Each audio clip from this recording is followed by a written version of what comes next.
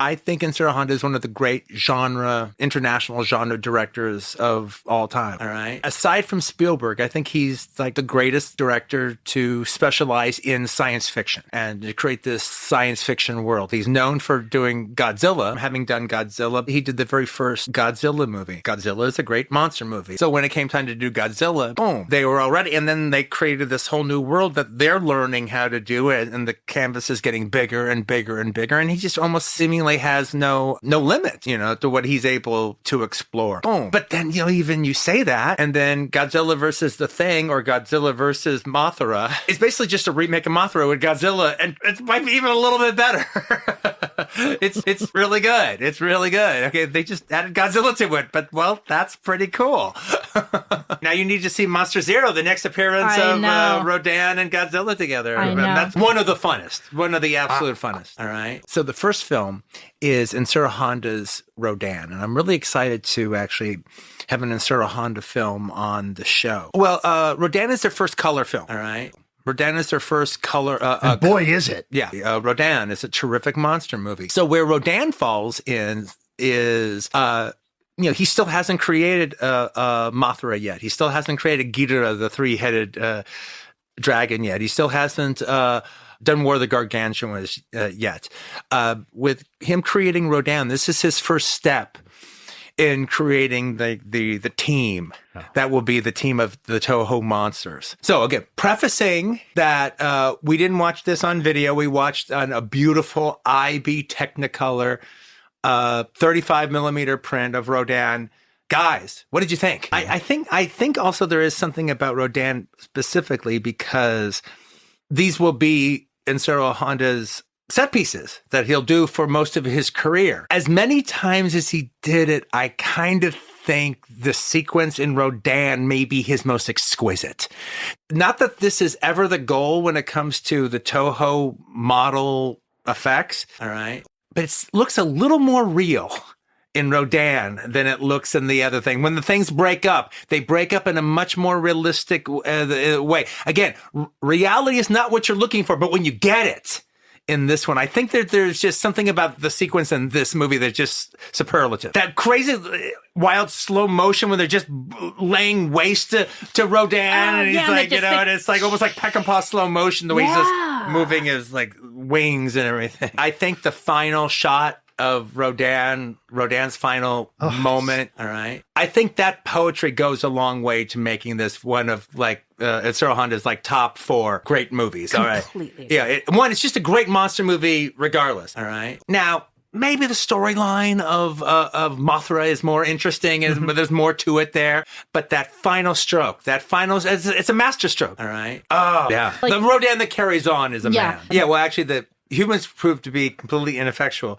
If it wasn't for the Rodans being just captured in despair and killing themselves, there would be no... The Rodans, through despair, they committed suicide. That was the only way to stop. We'll risk doing the volcano to blow them up. Well, it doesn't blow up the Rodans at all, but it does sure set the volcano going. Yeah. But like I said, it's almost it's not like just the lava got them. It was as if the female Rodan just decided, well, life's not worth living. Well, the scripts for all of his movies are really, really cool because it's never this straightforward thing. Oh, we found this egg and it hatched, and now we got to deal with this like crazy pterodactyl.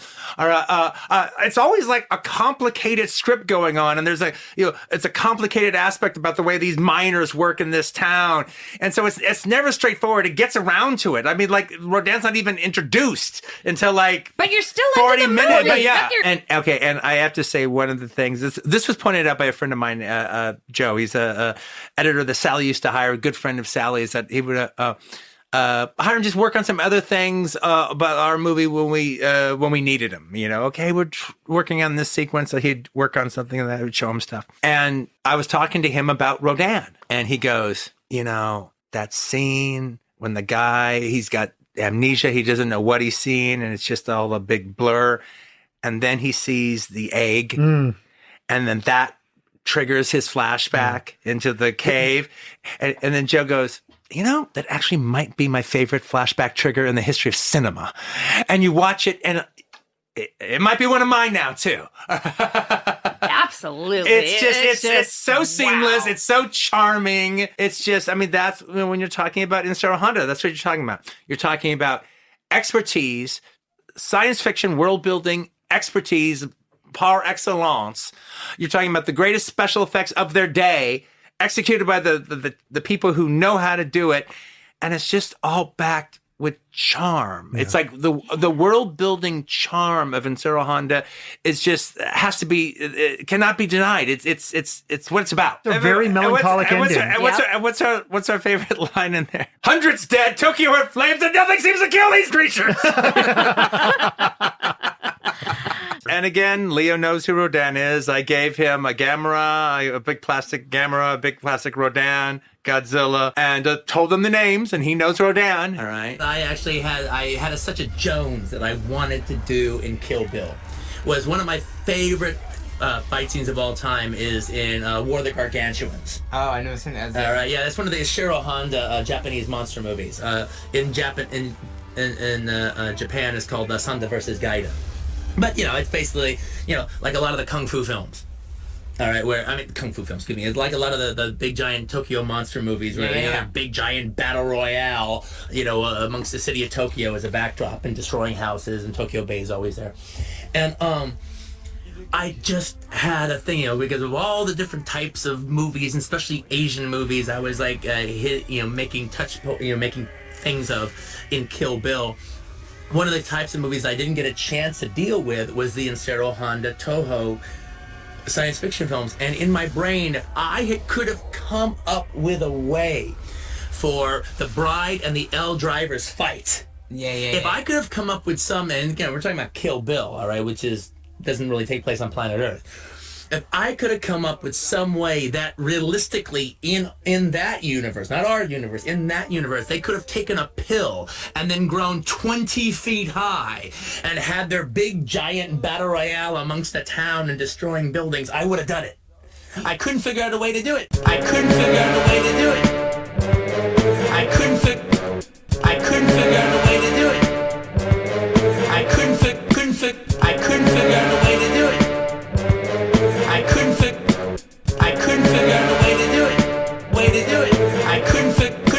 I couldn't figure out a way to do it. I couldn't figure out a way to do it. I couldn't figure out a way to do it. I couldn't figure out a way to do it. I couldn't figure out a way to do it.